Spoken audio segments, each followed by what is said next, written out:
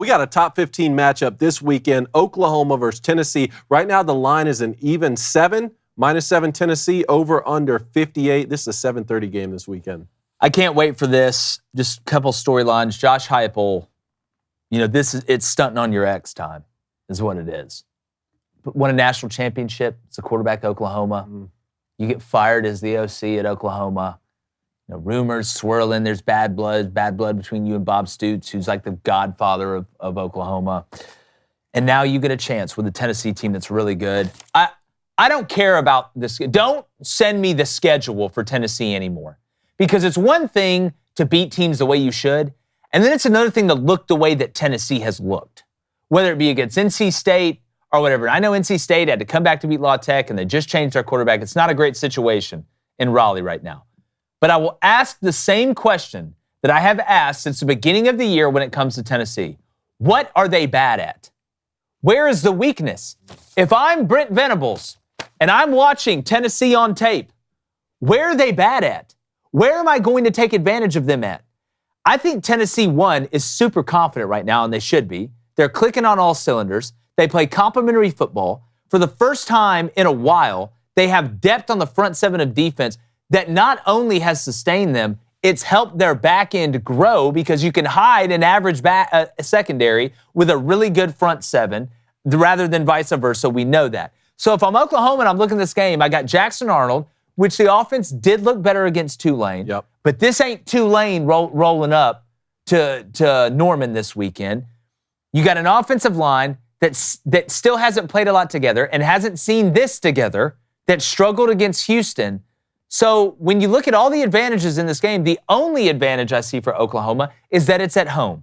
And this is the first time that Nico has truly gone on the road. Remember, they played NC State in Charlotte, quote-unquote neutral game, 60-40 not neutral when you got to go to their state and play, in my opinion. And you beat them to death, and I don't think Nico played that well. So how do you stop them?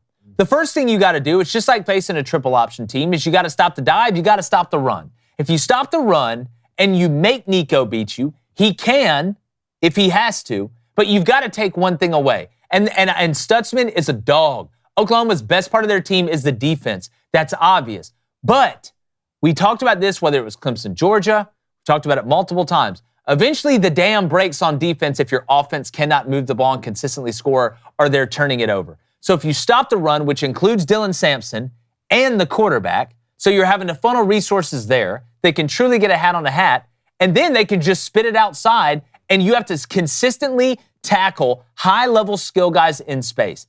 I think Oklahoma may come out early and get a couple stops, but I think Tennessee's defense will find a way to hurry Jackson Arnold up, to muddy up the RPO, which will lead to a couple turnovers, and then all of a sudden, we're going to be like, oh, it's been a good game. We're going to look up in the third quarter, just like we did in the Georgia-Clemson game, and be like, Tennessee's up 27-6, and then you realize it's over.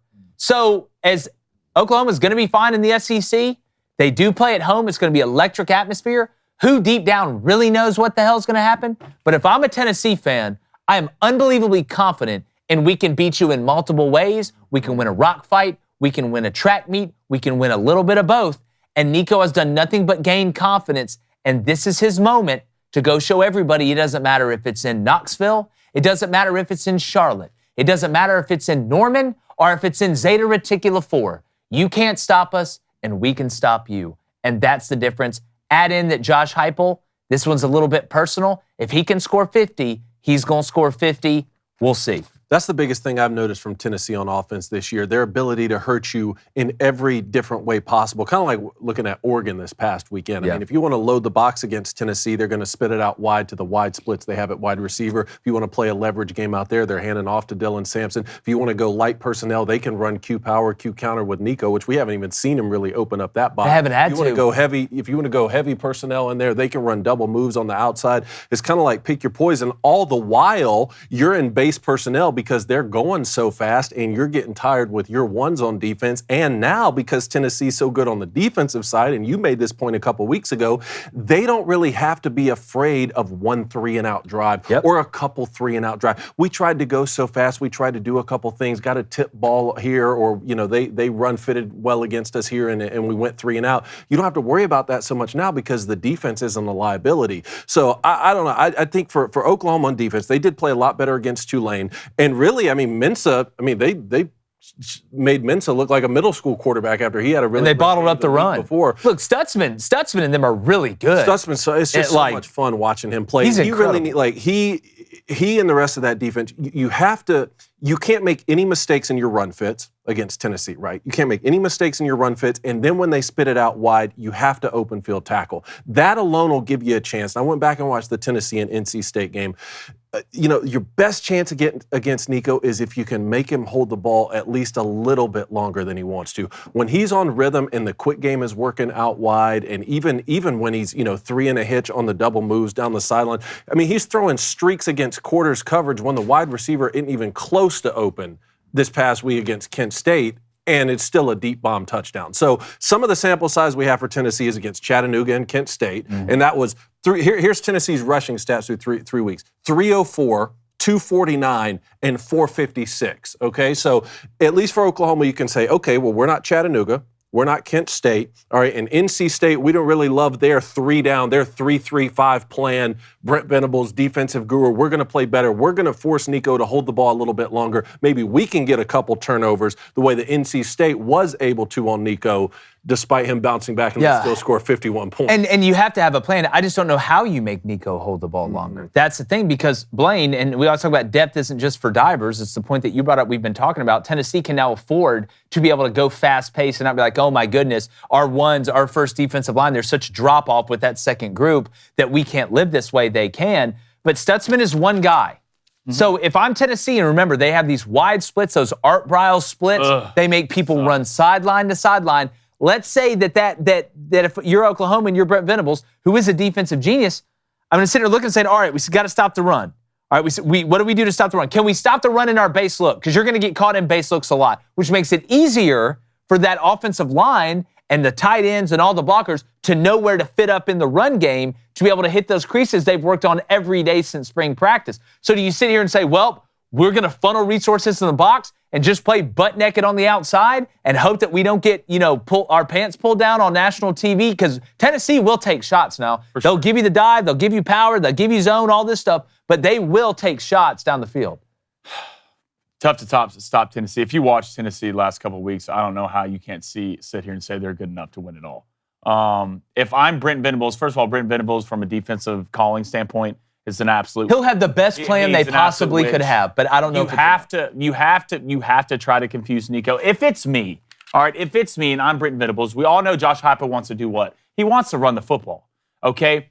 Nico's a dog. We know Nico's a dog, but we haven't seen him on the road Saturday in Lincoln when that thing is rolling at 7 o'clock at night. If it's me, I'm going to stop the run, all right, and I'm going to make you prove it to me. I want to make you prove it to me when the lights are the brightest, because the road test hadn't happened yet. It's in Kent State. NC State's your best hope. NC State's a not very good football team. They're not. You look at that spread right now with Clemson, it jumped up Clemson 5 gonna points kill them in the first day. But I will say this. One, on offense, you better hold that ball as long as you can. As long as you possibly can. If you can control the tempo in this game and you're at home, that's a good start. And two, Jackson Arnold's feet. Jackson Arnold, when you play a team like this, and the thing about Tennessee, the depth at D-line is crazy. It's crazy. They're rolling guys in and out, in and out, in and out. You're going to have to make some third down plays when the pocket's broken with your feet that can drain the life out of a defense. You're going to have to be able to run with Tennessee, punch for punch, hit for hit for 9 rounds. And if Jackson Arnold can do that, and you can do that at home, and you're one possession in the fourth, as an Oklahoma fan, that's about all you can ask. Well, and I agree with pretty much everything you said except one thing. The best part, and this is what I've been trying to tell people since Heupel's been at Tennessee, you don't go fast like that just to wear the other defense down. That is a great side effect of doing it. The reason you do that is so they can't do what you said at first. They can't confuse you because they're just trying to get their ass lined up in base. What are you going to do, disguise when you're going that fast? How in God's name are you going to do that? You can't replicate. They know what they're doing. You have to wait to see what they're doing to know what you're doing. Either that or you're just guessing. And how do you guess? By calling base looks. That's what you do. So there is no, why do you think Nico looks so comfortable?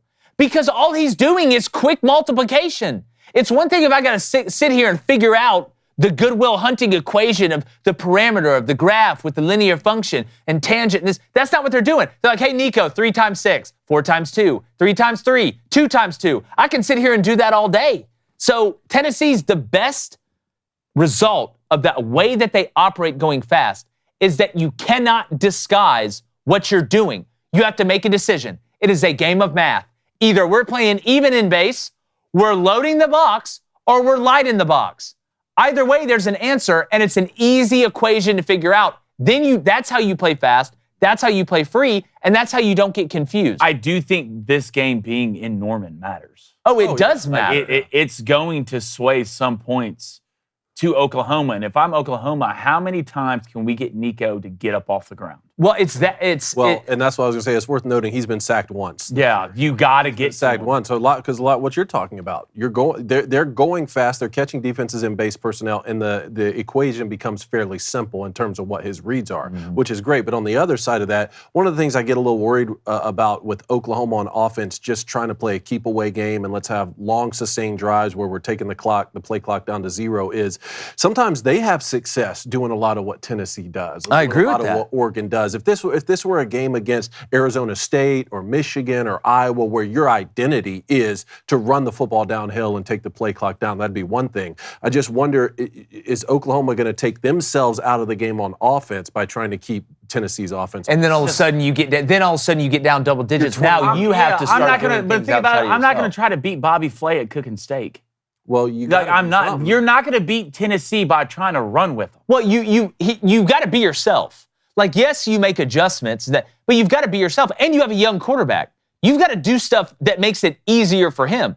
And to your point, his feet, yes. But here's the difference. He could run around Tulane. I watched Jackson Arnold run around Tulane. You're not running around the edges of Tennessee. So you're going to have to hit Tennessee. You may a couple times get away with it, but you're going to have to move up in the pocket. You're going to have to extend the play with your eyes down the field. That's where you're going to have to hurt Tennessee to me, and in the RPO game as well. But with an offensive line that is still working it out together, and I think Oklahoma fans are finally seeing the light a little bit, like we talked about all offseason. When you replace a quarterback and your whole offensive line, it takes time. Now you're going up against the best team that you've played. Tennessee would beat Houston by 50.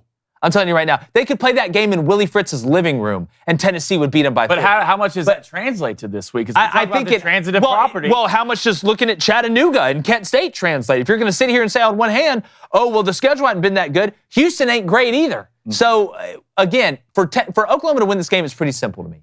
Tennessee's going to have to lose it. They're going to have to turn the ball over, and Oklahoma's going to have to play really clean, or you're going to have to find a way in special teams to dominate field position and create points. That's what you're going to have to do. Because if this is straight up Tennessee plays good and Oklahoma plays good, Tennessee's going to cover. Yeah, and if you're Oklahoma, there can be no such thing as a field goal in this game. No, and you got to hope for, you're talking about Norman being, and it's going to be lit. It's going to be lit up like a Christmas tree in downtown New York. But how many false start penalties can you get? Can you get Tennessee in 1st and 15? I just don't think you can rely on that the whole game and win this one. So I may be wrong, and Oklahoma fans will come on here and blast me if Oklahoma wins. I'm just not seeing it, David, and I don't think Tennessee is fraudulent. Hey, YouTube, we're flying to 200,000. And with your help, we can get there and make a safe landing and then take off again. But please, if you haven't, turn that notification bell on too and leave a comment under the videos. Again, without you guys, there is no us, agree or disagree. And hopefully it's a lot of disagree.